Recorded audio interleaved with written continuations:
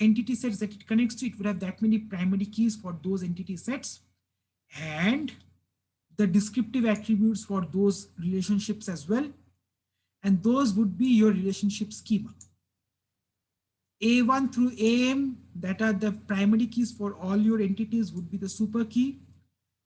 And then basically potentially could also be a primary key or not, depending upon what type of mapping cardinality we have. Right? We will talk about what is the primary key and what is not in our relationship set. We will talk about B's later, but A's will be part of basically the primary keys. And sorry, we will talk about A's later. B's will always be there in our schema because B's are our descriptive attributes.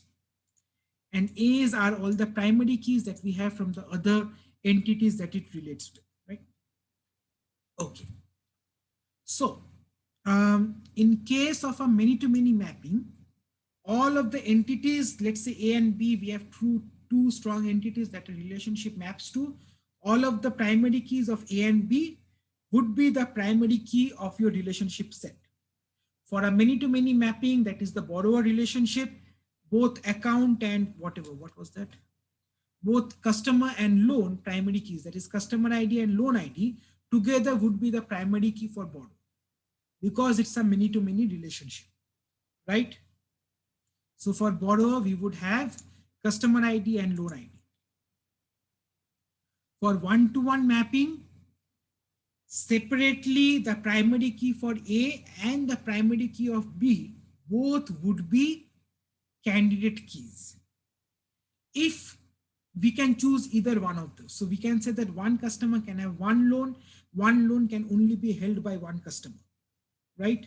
That is a one-to-one mapping. So either primary key A or primary key B are candidate keys, and we need to explicitly state that both of those are candidate keys. One of those could be primary keys, the other one could be something else. So can you guys tell me, if I want to make sure that it is a one-to-one mapping, right? How would I represent this? So let's say that I have this entity set, some entity set, let's call it A. And we have some other entity set that is, let's happily call it, I don't know, B.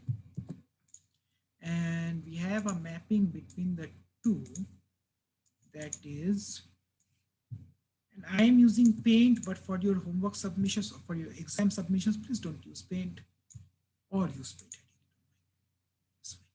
If it's a primary key, do you guys agree that the primary key for A and primary key of B both would be the primary keys for the relationship R? Yes or no? So if it is a many-to-many mapping, R would have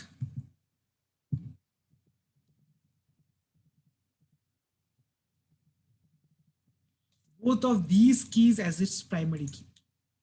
If it is many-to-many, right? Does everyone agree to this one?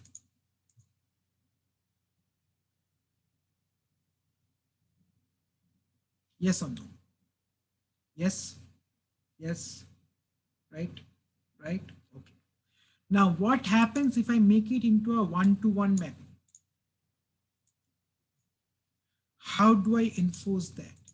For one-to-one, we say that basically what we are saying is, for R, we can have either A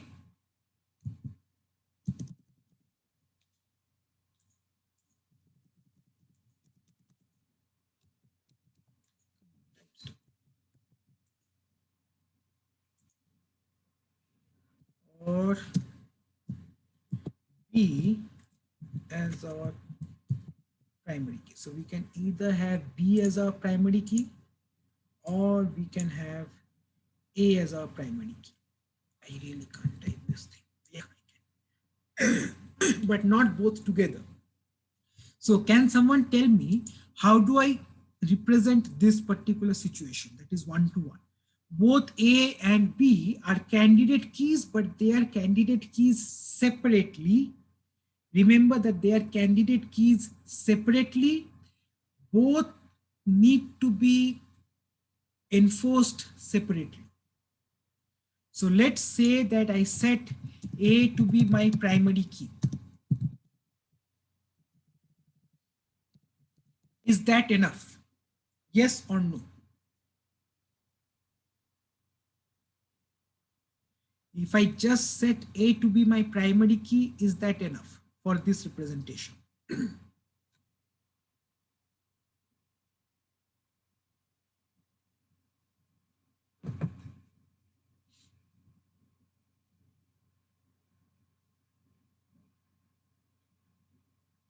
Remember, no duplicate values of A. Jordan, wouldn't that mean, since you said yes, wouldn't that mean that yes, fine, A1 is a primary key that is there, but I can also have B1, right? What about A1 again? Well, we can't have that because A1 is a primary key. So what about A2 and B1? If only A1 is A is a primary key, isn't this possible? Now, is this a one-to-one relationship?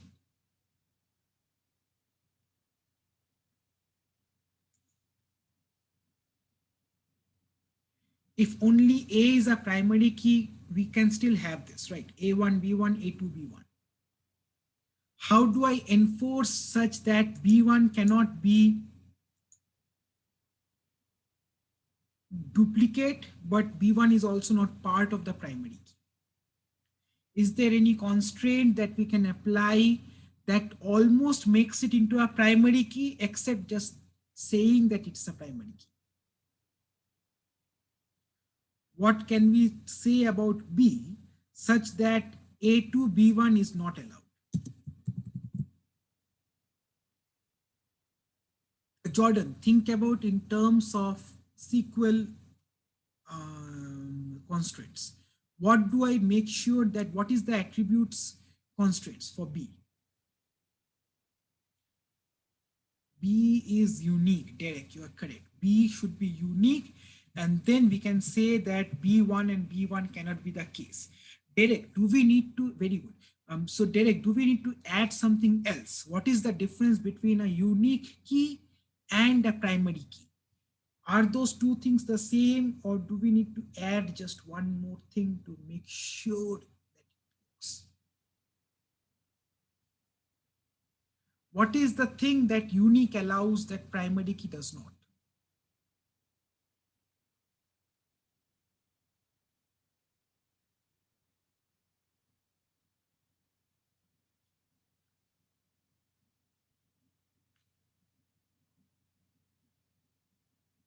If it is unique, can I have, are these two entries allowed?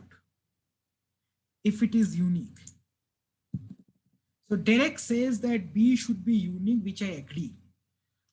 So if it is unique, are these two entries allowed for the value of B? A1 null and A2 null. Are these two entries allowed? Yes or no, everyone?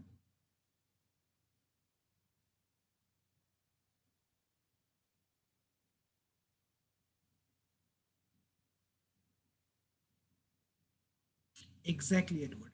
Null values are allowed in unique, right? So we need to say it is unique and not null. That sort of makes sure that A and B are separate candidate keys. And that allows us our one-to-one relationship. That is how we can basically see a one-to-one relationship, and then we can convert this to its corresponding SQL scheme. Many to one and one to many are quite simple. The part that has the many would basically have the primary key. The part that has the one would basically be allowed, right?